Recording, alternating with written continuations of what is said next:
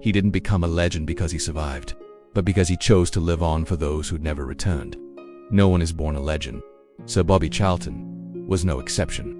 He was born on an autumn morning in 1937 in the industrial town of Ashington in the northeast of England, a place where deep coal mines fed the town and dreams were often as small as the red brick houses covered in coal dust. Bobby was a thin boy with light blonde hair. His childhood was shaped by narrow streets and the familiar sound of a football striking brick walls. His family had a quiet connection to football. His mother was related to Jackie Milburn, a legend of Newcastle United. But in Ashington, people didn't believe football could free anyone from a life underground. What Bobby had wasn't strength, wasn't noise. It was an unusual focus. He could spend hours kicking the ball into the same corner of a wall, again and again, until his shoes tore, the ball wore thin, and the sun disappeared behind factory chimneys. At the age of 15, Bobby Charlton left home, one old suitcase, and a promise to his mother, "I'll come back." Manchester United at that time was building a bold young generation, the Busby Babes. Bobby didn't speak much, but every shot he took carried quiet intention. Then, February 6, 1958 arrived. The flight home from Belgrade, snow on the runway in Munich, metal tearing apart, screams and silence. Bobby Charlton survived. When he woke up in the hospital, his first question wasn't, "Am I alive?" It was, "Where are my teammates?" Many of them never came back. From that moment on, football for Bobby Charlton was no longer a game. It became a promise to those who were lost.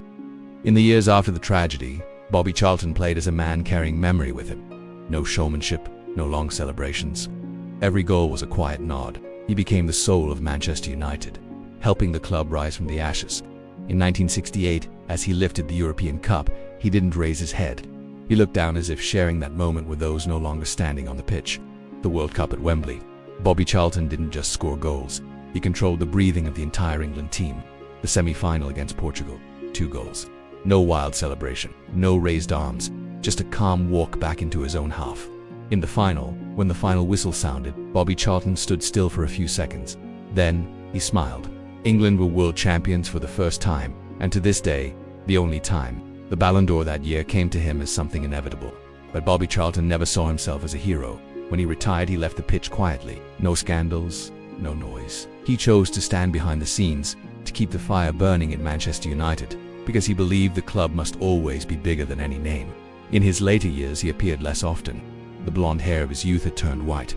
But whenever Sir Bobby Charlton sat in the stands at Old Trafford, the entire stadium seemed to slow down. He didn't need to speak. His presence was enough. Sir Bobby Charlton was not a legend because of the number of goals. He was a legend because he survived, because he continued, and because he carried the memory of an entire generation on his shoulders. In modern football, filled with lights and social media, his story reminds us some people don't need to shout to be heard, and some legends need only silence for the whole world to bow its head. To you, why is Sir Bobby Charlton a legend? Because of his goals, or because of how he chose to live after tragedy? Share your thoughts in the comments. Thanks for watching, and if you enjoyed this story, please like and subscribe for more content like this.